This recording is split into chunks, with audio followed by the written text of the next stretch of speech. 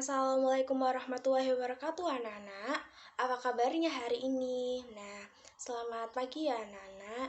Nah, di sini perkenalkan nama Ibu Dwi Puspitasari, NIM 2318040. Di sini hari ini kita akan belajar tentang pelajaran tematik tema 3 peduli terhadap makhluk hidup kelas 4 subtema 1 yaitu tumbuhan di lingkungan rumahku, pelajaran 3. Nah, sebelum kita memulai pelajaran hari ini, alangkah baiknya kita membaca basmalah agar dilancarkan dalam mengikuti pelajaran hari ini. Bismillahirrahmanirrahim. Amin. Nah, sebelum memulai pelajaran hari ini, Ibu mau tanya nih, gimana kabar kalian? Apakah kalian pada sehat-sehat? Alhamdulillah ya kalau kalian sehat. Jadi kita harus menjaga kesehatan kita ya anak-anak agar kita selalu bisa mengikuti pelajaran. Nah, kan hari ini kita akan belajar tentang bagian-bagian tumbuhan. Nah, kalian tahu nggak sih lingkungan hijau itu apa? Terus berpengaruhnya apa terhadap kesehatan manusia? Nah, jadi di sini Ibu ada gambaran lingkungan hijau atau pepohonan. Nah, lingkungan hijau berpengaruh terhadap kesehatan manusia. Nah, hal ini salah satunya karena manusia menghirup oksigen yang dihasilkan oleh tumbuhan. Nah, ayo sekarang kita bermain sambil berolahraga dan lingkungan segar, jadi tubuh kita sehat. Nah, ayo mari kita mengenal bagian-bagian tumbuhan. Bacalah keterangan yang ada di gambar ini ya anak-anak. Nah, yuk. Yang pertama itu tumbuhan memiliki akar. Jadi setiap tumbuhan pasti memiliki akar. Dan akar ada dua. Yang pertama akar tunggang dan akar serabut. Nah, akar adalah bagian tumbuhan yang umumnya berada di dalam tanah. Untuk beberapa jenis tumbuhan, akar juga terdapat di atas tanah, bahkan menggantung. Akar berfungsi antara lain sebagai bagian yang mengokohkan tumbuhan. Jika tumbuhan tidak memiliki akar, tumbuhan akan mudah dicabut, mudah roboh ketika ditiup angin, atau hanyut ketika terbawa air hujan. Nah, akar serabut itu apa sih? Akar serabut itu berbentuk serabut berukuran kecil-kecil. Akar serabut tidak memiliki akar utama, jadi ukuran akarnya relatif sama. Sedangkan akar tunggang itu biasanya akarnya satu dan itu besar, jadi bisa lebih menahan pohonnya ya anak-anak. Selanjutnya, bagian-bagian tumbuhan yang kedua itu adalah batang ya anak-anak. Nah, bagian tumbuhan yang berada di atas tanah yang berfungsi sebagai tempat munculnya daun, bunga, dan buah.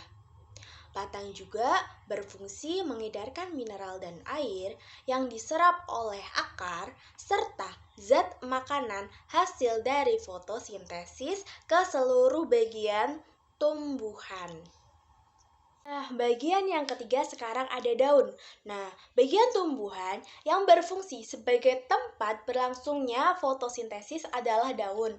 Daun banyak mengandung zat warna hijau yang disebut klorofil. Daun terdiri atas tangkai daun dan helai daun. Dan daun itu mempunyai banyak tulang, yaitu ada yang daun bertulang, menjari, melengkung, dan menjajar. Nah, selanjutnya keempat itu ada bagian tumbuhan yaitu bunga.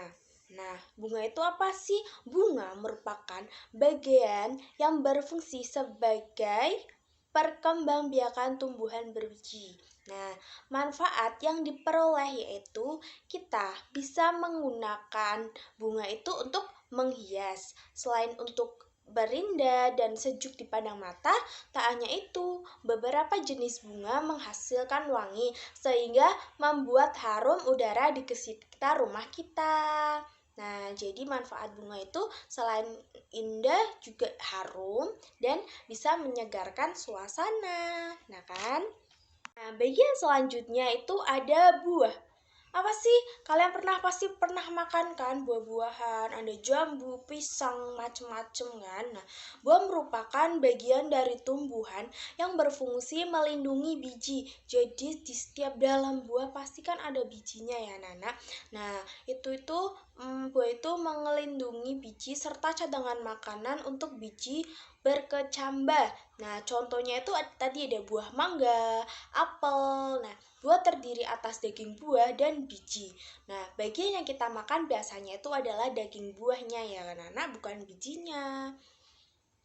Terakhir ada bagian biji. Tadi ada akar, batang, daun, bunga, buah. Sekarang ada biji.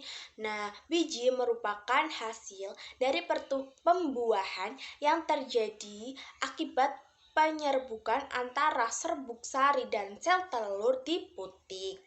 Jika biji ditanam akan tumbuh menjadi tumbuhan baru atau benih tumbuhan baru yang ditanam lagi menghasilkan tumbuhan yang besar, menghasilkan bunga, buah, dan biji lagi. Kan tadi sudah membahas tentang bagian-bagian tumbuhan ya anak-anak, sudah disebutkan tadi ada akar, batang, daun, bunga, buah, biji. Nah, tahukah kalian bahwa beberapa dari bagian tumbuhan tersebut berfungsi untuk membuat tumbuhan tersebut lestari dan terjaga keseimbangannya? Misalnya biji. Biji adalah cikal bakal bagi sebagian tumbuhan untuk terus bertambah sehingga tercipta keseimbangan dan kelestarian. Nah, gimana sih kita cara menjaga kelestarian lingkungan atau menjaga kelestarian tumbuhan? Nah, dengan cara kita menanam tumbuhan baru. Dan tumbuhan baru terus tanam. Nah, banyak-banyak hijau dan kita lingkungannya segar, kita melestarikan lingkungan, kita dapat membantu untuk melestarikan tumbuhan biar tidak punah atau mati. Jadi, oksigen yang kita hirup dari tumbuhan itu segar. Nah, seperti itu pelajaran hari ini tentang bagian-bagian tumbuhan. Semoga bermanfaat untuk kalian dan kalian tetap memahami dan bisa menciptakan keseimbangan dan kelestariannya. Kalian biasa melestarikan tumbuhan itu ya anak-anak dengan cara tadi menanam tumbuhan baru. Nah, sebelum mengakhiri pembelajaran hari ini, Ibu mohon maaf kalau banyak salah dan kata dalam menyampaikan materi hari ini. Nah, sudah cukup kan? Semoga kalian paham dengan apa yang Ibu berikan hari ini. Terima kasih. Wassalamualaikum warahmatullahi wabarakatuh.